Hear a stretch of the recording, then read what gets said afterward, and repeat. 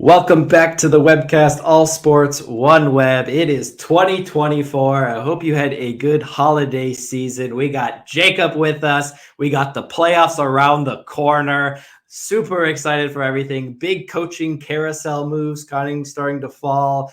Mike Vrabel, Pete Carroll are out. Nick Saban even retired a little bit. But today's episode is all about the NFL playoffs. We're going to be giving you our Super Bowl picks at the end, so stay tuned for that. But Jacob, how excited are you for these playoffs and these storylines? Absolutely crazy week 18 that resulted in this perfect scenario of old players returning to old teams and old coaches playing old teams. It can't get better than this.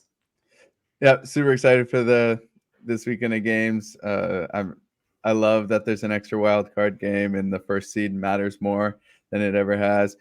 I couldn't be more excited.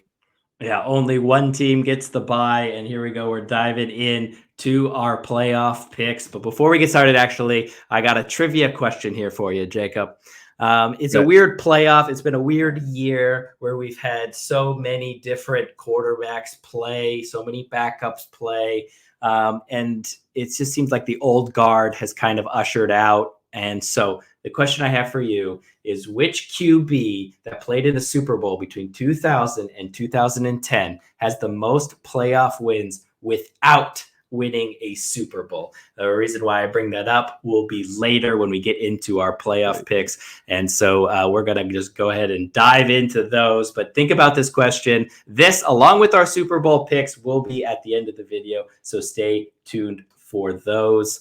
But let's go ahead and dive in. AFC playoff picture and our AFC picks. So we're going to kick things off here with the 4-5 matchup. The Houston Texans hosting the Cleveland Browns for the second time in a handful of weeks, as Cleveland went down there and got the win when CJ Stroud was hurt. I think that was week 14, and continued their hot streak with Joe Flacco at the helm.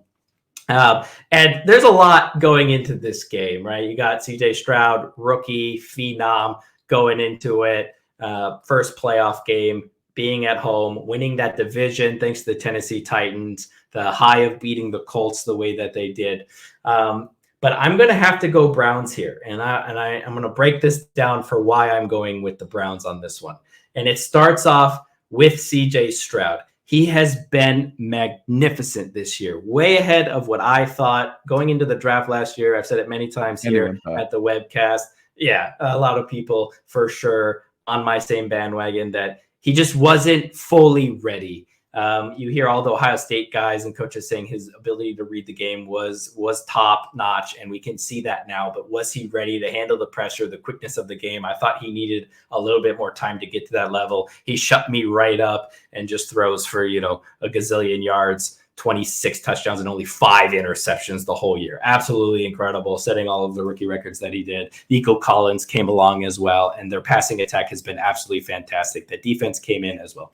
But CJ Stroud, if you look at the 2 games against great defenses, there's only a handful of great defenses in the league. I think everybody can agree the Jets and the Ravens are amongst them. You look at both of those games, the Jets currently sit 4th in terms of yards per attempt allowed in the passing game. The Ravens sit 2nd. Okay. In those 2 games, the Houston Texans with CJ Stroud scored 15 points. He threw 0 touchdowns and 0 interceptions and averaged 4.9 yards per attempt. Okay. The Browns have the best pass defense in terms of yards per attempt. And the reason why that's important is because Nico Collins loves to go for these 3 catches, 160 yards, and 3 touchdown stat lines. He likes to get explosive. He likes to go over the top. That's where he does all of his damage. 70-yard touchdowns. And the Browns will not allow you to do that. When these 2 teams played, they didn't have CJ Stroud, but you could see how suffocating this Browns defense was. Joe Flacco was able to pick and choose when he was going to let loose and make a big play, and he was able to do that. Really, The Texans scored 7 points off of the kickoff or the punt return, and that was pretty much all of their points for those first 3 quarters. And I think CJ Stroud coming back will give them a little bit of a boost, but that defense, I just don't think will allow them to score that many. Again, 15 points he scored against the Jets and the Ravens respectively, and this pass defense is even better than both of those, arguably. And then on top of that, all I'm hearing is, well, Joe Flacco turns the ball over. Joe Flacco turns the ball over. You're right. He does turn the ball over. But the Browns have been turning the ball over all year. 10 games this year, the Browns have lost the turnover margin. Usually that means you're going to lose 70% of those games over since the 1970s. That's like the historic average. You lose about 70% of the games that you lose the turnover battle.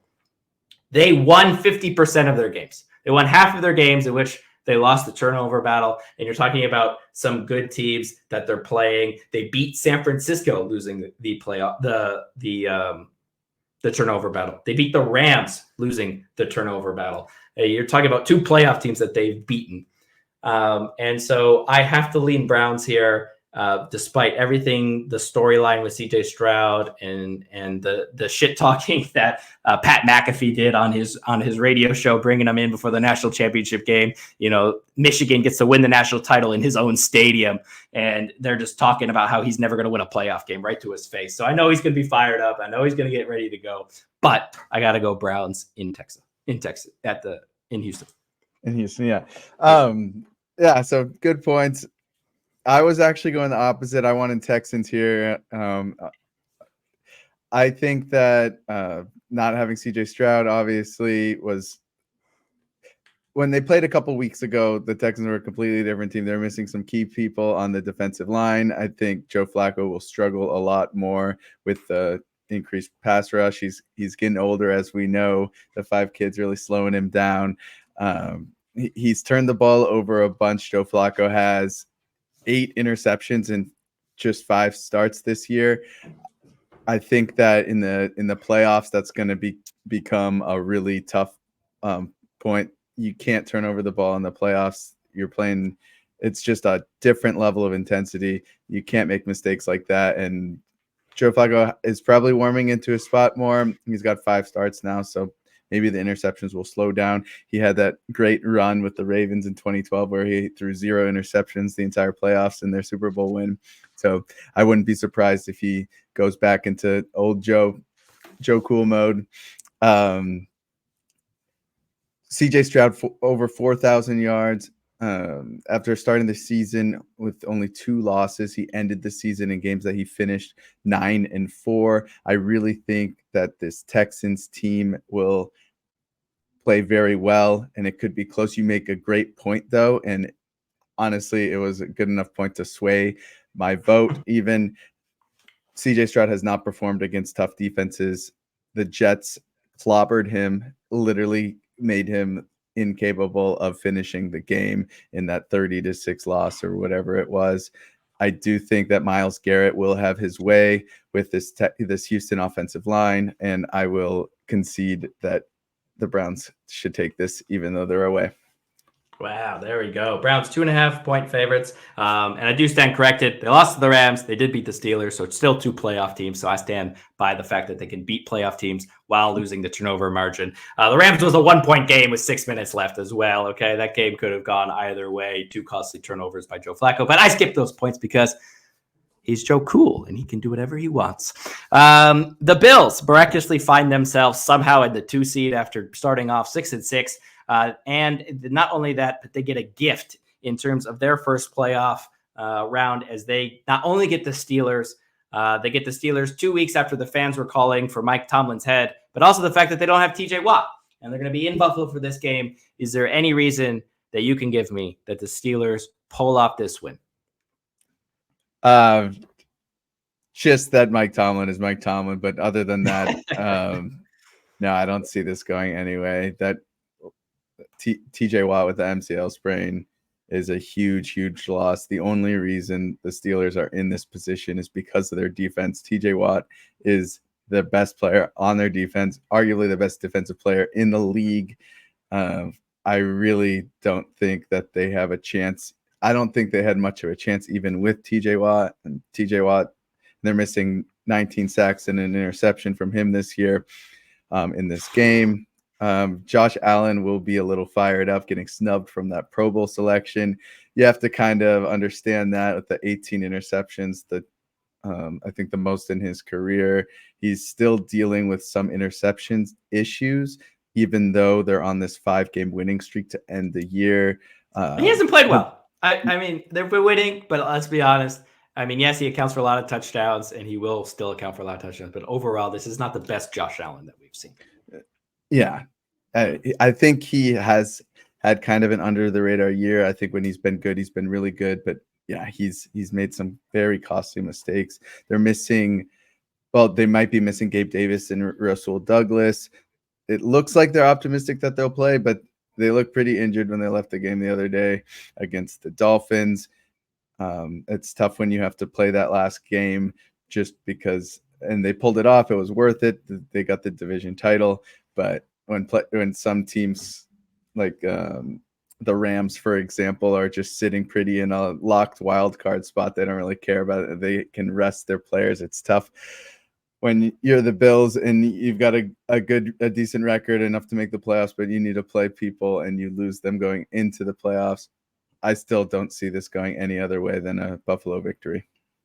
Yeah, I would have to agree with you that one. But what is going to happen in the negative 9-degree weather that is expected in Kansas City as Taylor Swift welcomes in Tua into the coldest game that he will ever play, and that is at Arrowhead? Who do you got? Chiefs, Dolphins. I'm really excited for this game. I think this is my favorite game of this weekend. It's just lots of storylines. Dolphins, after completely dropping the bag and not winning the first division title in a long time, go to very, very cold Kansas City weather. You got Tua just growing up in Hawaii and then playing college ball in the deep South in Alabama, and then going to Miami. He doesn't like cold weather. He doesn't play well in cold weather. I think the Chiefs take it. I think that's a huge factor. It's going to be so damn cold, and you got Patrick Mahomes, and he's looking to prove people wrong. A lot of people are just counting them out because they haven't had as dominating a year as you're used to with the Chiefs. They still finished the year at 11-6. They're able to rest players against the Chargers because they had that division title locked up. Patrick Mahomes is 11-3 in the playoffs. 2 of those losses were against Tom Brady. He's not playing Tom Brady here. I like the Chiefs. 2 straight losses. Dolphins only 1 win over a winning team this year. We've talked about before this season started their struggles last year on going on the road, that they were better at home. A big proponent why I thought that they could get that win there at home, both against Dallas and against Buffalo. And they just came up short against Buffalo, obviously losing to the Ravens the week prior as well. I mean, they just can't beat a good team. They're struggling with that. The weather is going to be such a role. The Chiefs defense is going to be fantastic. So I just have to pick the Chiefs here. We'll see with Jalen Waddle. He's been out. Whether he'll come back fully healthy, we will see. It's going to take one hit in the cold to get everything feeling bad again there for those Dolphins wide receivers. Tyreek Hill obviously coming back to Arrowhead. How will he perform? How will that go? That'll be great. Everyone's got a plan until they get punched in the mouth in the cold. Yeah, that is for sure. The Dolphins are they 1 win over a winning team, and I just don't see that's going to be a recipe for success against Andy Reid, Patrick Mahomes in the playoffs. I will roll Chiefs as well in that one. And so that completes our first round of the AFC. But just another reminder, which QB that played in the Super Bowl between 2000 and 2010 has the most playoff wins without winning a Super Bowl? Trivia question. We will reveal the answer at the end, as well as giving our Super Bowl picks So stay tuned for those ones as we dive in here to the NFC, and we kick things off with the Tampa Bay Buccaneers hosting the Philadelphia Eagles. And going into this, and especially a couple weeks ago when we were talking about Dallas battling out with Philadelphia for that, who's going to win the division, back and forth, who's going to be the wild card, what the Pats are going to look like there. Everyone had whoever was the wild card was going to beat the winner of the NFC South, whoever that may be. And for the last couple of weeks, I would have believed that, except now. And Baker Mayfield has been injured. He has struggled because of that. Only scoring 9 points against the Carolina Panthers was enough to win, but it's just not going to get the job done all the time. But the Eagles are 1-5 in their last 6, and they have not played anybody necessarily good in that time period. Tampa Bay is 5-1 in their last 6. I think in this game, Tampa Bay will be able to stop the run. Jalen Hurts is also hurt, dislocated middle finger. We saw Justin Herbert with his fractured middle finger and his ability to grip the football, throw the football deep they both kind of like to do, and get those chunk plays. Not going to be able to really do that effectively. Luckily, this is in warm weather. That might help him a little bit. AJ Brown is hobbling. And I have to go Tampa Bay here. I don't like it. I don't think this is going to be a high scoring game. It's going to be chunk of possession. Try to run the football as best as you can. Keep the ball. I just think Baker Mayfield at home gives me a little bit of an edge, and I never thought I would say that over Jalen Hurts, but I don't know that I trust the Eagles defense enough to hold up with that offense also struggling. So I'm leaning with the Buccaneers in this one. Yeah, Eagles winning in Tampa at the beginning of this year. They handed Tampa their first loss. They're going to try to hand them their last loss of the season this weekend. Eagles' last wild card loss was against Tampa in Tampa. Again, Tom Brady was the QB. Baker Mayfield's not Tom Brady. I just can't see myself picking the Buccaneers here. I know. A lot of good points. The dislocated finger in his throwing hand is a huge deal. It's crazy to think that the Eagles, after winning the NFC Championship last year, are at huge risk to going down in the first round of the playoffs. They look like they were going to have the first round bye, so you didn't even think we were going to be talking about them this week. But they didn't even win their division. It's been a crazy year. Baker Mayfield subtly having a really good year, over 4,000 yards passing, 28 touchdowns, only 10 interceptions. He's had a really, really strong year. He's back in the playoffs. He's only got that one win against the Steelers. That was a great game. I love that game. Lamar Jackson has one win. Yeah, we'll get to that. I do agree the Eagles are in shambles right now. The dislocated finger is a huge deal. I'll pick the Buccaneers. I don't necessarily like it, but someone's got to win this game. I hate it. Trust me. Yeah. It hurts me to my core. I don't like it. I don't want to do it. Okay. But we know something weird's going to happen. And sadly, this is the most believable weird thing that's going to happen. Mike Evans over the top for 75 yards is going to be the only touchdown of this game of 12 field goals. Okay. I can't see anything else. Jake Elliott, in the beginning of the season, I think I did a little clip on here saying Jake Elliott for MVP. I mean, that guy was nuts. If Jason Kelsey on New Heights podcast would even say it, if they didn't have Jake Elliott, their record would be way worse. You go back last week, the Eagles started that game against the Giants with all their starters because they still had something to play for. They had to try and win and hope for a Dallas loss, try and clinch the division. It was worth everything. And the Giants just came out. Tyrod Taylor even got hurt a little bit. Tommy DeVito, coming back in. It's just like they did whatever they wanted. Saquon Barkley, all of them. They just did whatever they wanted. It's been a trend. I gotta go Buccaneers. Now, this 2-7 matchup is not that 12-5 matchup that we see in the NCAA, where at least 2 to 3 of them are going to get upset. It seems like the 2-7 matchup so far kind of locks as a 2.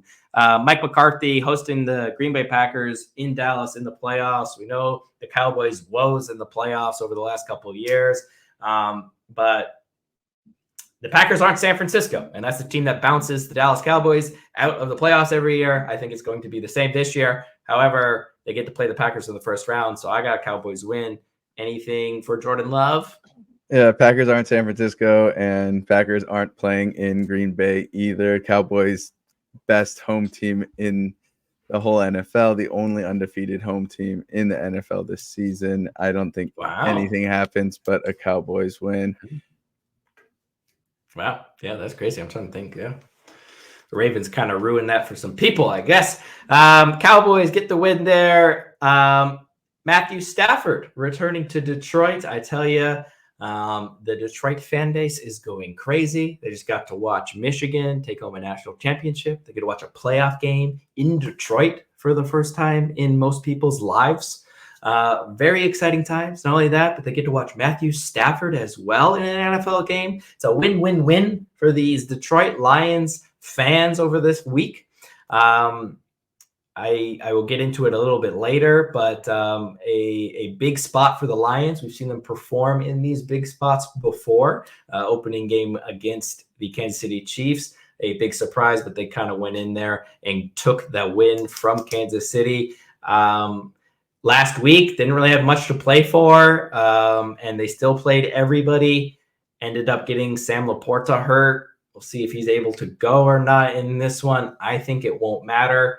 I think being at home with that crowd, I think the Lions are going to take this. And again, with the kind of the media hype a little bit here, I just don't understand. The Rams, everybody is the hottest team in the NFL, and maybe by wins and losses, they might be the hottest team in the NFL. 7-1 since their bye. Matthew Stafford getting healthy. Puka Nacua still doing his thing. Congratulations to him setting the rookie receiving yards record. Well deserved. Glad they kept him in the game to go ahead and get that. But who have they beaten, and what did those games look like? 49ers. Yeah, they beat the B team, the B49ers teams by 1 point. Congratulations. Yeah. They beat the Seahawks, they beat the Cardinals, they beat the Browns, which was a 1 point game. Joe Flacco's first game with 6 minutes left, 2 picks kind of ruined that one. They lost to the Ravens, the only loss in the last 8 games. They beat the Saints, the Giants, the 49ers, B team, and Ravens the Commanders. In overtime, I think, though. Ravens in overtime. You got to give them that credit. Maybe that's where everybody's getting this hype from. But over the entire season, only 5 times did a team not score 20 points. The Browns with Joe Flacco for the first game at home or in LA. It was the first Joe Flacco game playing with the team, and it was a 1 point game late in the fourth quarter. Okay. And Denzel Ward didn't play in that game. I promise you, Denzel Ward plays. That is probably a different story. The Cardinals twice and the Seahawks twice. And I think the Seahawks scored 19 in one of them. Those are the only teams that didn't score 20 points against the Rams. Lions at home in a playoff game for the first time in 30 odd years or whatever it is, for winning the division. And they're going to score over 20 points. They're going to blow right through that. Sam Laporta or not, I don't even care. They're going to blow right through that. I don't see that the Rams are going to have enough to be able to beat the Lions. I think that the defensive line is going to cause too much issues for Matthew Stafford to get going throughout the entire game. And I just like Detroit. I don't buy the Rams hype.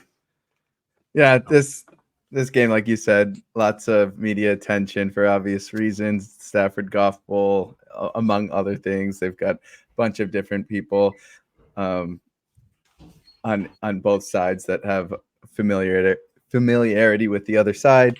Puka Nacua, probably the only other player in the Rookie of the Year conversation with CJ Stroud. You got to love his story. And their offense has been playing very well the last few weeks. Even more than that. I do think you're right, though. Lions aren't getting enough credit for what they've done this year. I think Goff will have the biggest chip on his shoulder, obviously. I think Matthew Stafford doesn't really have as much to play for in this game. He already proved himself. He won that Super Bowl. Yeah, he got the ring. Obviously, he wants to win the game. Playing in Detroit again in front of all those fans that he played for the longest time. It'll be interesting to see how the fans receive him. I do like Lions, so I agree. Yeah. I think he's going to get a great welcoming. One of my favorite things to see is that type of quarterback or that type of player that meant so much to a franchise return. I'm talking about like a long-term staying quarterback. I mean, I remember when Peyton went back to Indianapolis. What a great montage video they had for him. He basically was getting teary-eyed. It was a really beautiful thing. I love to see it. I hope they do that for him, even though despite the stakes, I hope he gets to take a minute to kind of be in the center of the field or off the sideline a bit and really enjoy that, because what he means to the Detroit fans is way too much, and I think he deserves that. But there you go. There's our first round of the playoffs, and before we go into our Super Bowl picks, we're going to give our AFC, NFC winner and who we think we're going to win the Super Bowl here. Jacob, what is your thought process here? How are we doing with the question? Video.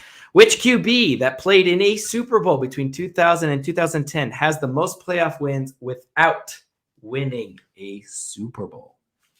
Okay, so I've been thinking about this for a little bit now. I was thinking Kurt Warner because he lost that game against the Steelers, but he obviously won one with the Rams, so it can't be him. I'm going to guess Donovan McNabb playing the Patriots and losing that Super Bowl game. Very nice. Pulling that one. 9 wins. 9 wins for Donovan McNabb in the playoffs. No Super Bowl wins. And the reason why I bring that up, or that I wanted this question to be in here, is because currently Patrick Mahomes has the most playoff wins. You mentioned 11, I believe it is. Joe Flacco currently sits tied in second, and that is 4 playoff wins. Both of them have a Super Bowl. Tied with Joe Flacco is, you want to take a guess? Who's tied with Joe Flacco? I do want to take a guess. He's in the playoffs right now? He's in the playoffs right now. Jalen Hurts? Josh Allen.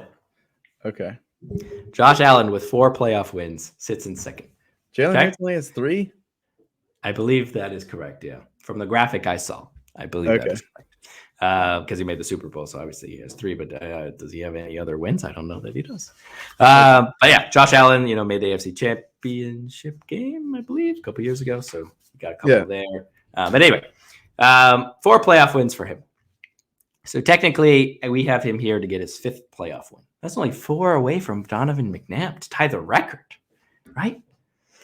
And I am not one to follow the Bills media hype. I think it is high. I know I'm anti-media, it seems like this episode.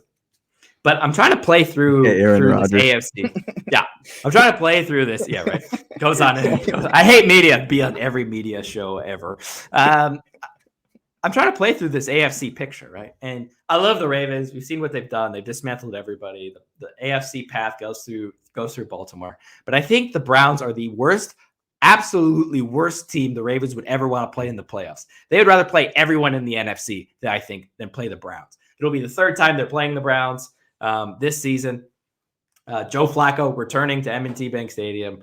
The way that the Browns are set up, I think, helps against the Ravens. And I don't think they want to play them. Lamar Jackson, we talked about it, not great playoff wins in the playoffs, really. 1 playoff win. He's got the same amount of MVPs as playoff wins. Yeah, and I don't want to pick. He might have more than that after this. Honestly. And I would go Ravens here. And the obvious AFC winner should be the Ravens. But the Bills don't have any support either. The Bills haven't done it. They've gotten the big games in the playoffs. They haven't been able to come through. Obviously, they're playing well. But I'm going Bills. And I hate to do it. It's like picking the Tampa Bay. But I'm going Bills. It's going to be cold. It's going to be terrible. And I think the Bills can beat Kansas City in Buffalo purely because Josh Allen's a better runner than Patrick Mahomes. It's going to be a terrible, terrible weather. And I think they can make the AFC Championship game. And I think the Ravens, between those 2 games, are going to find a way to mess it up because they just find a way to mess it up for some reason. I don't want to see it. Jim Harbaugh just won a national championship. It would be great if John Harbaugh could just one-up him one more time, win the Super Bowl. Family of winners. Okay, but you took the hard one. I'll take the easy one, NFC. I got 49ers in the Super Bowl. Yeah. 49ers all the way. I agree with that. But thank you for taking the hard one. Yeah. I just, there's got to be some twist here, and I'm trying to find it. And I've tried it with the Tampa Bay Eagles. Bills making the Super Bowl would be an insane. I know. And the media would go nuts, and everybody would hate their lives. The Ravens haven't. Lamar Jackson has not proved himself. I like. There's the Bills. Neither have the Bills, and yet here we are. So, Bills, San Francisco. San Francisco blows them out. That's gotta go. That's my Super Bowl pick. But there you have it. There's our Super Bowl picks. Thanks again for picking along with us through ESPN picks. We'll be back next year to make all of our picks through ESPN and try and crack that 100,000 this time. But here are our playoff picks. Enjoy the games. Enjoy the Spanish Supercopa. Enjoy the second legs of the Carabao Cup, Premier League action. College football is sadly over. Offseason is kicking away strong. Coaching carousel, transfer portal will be closed soon.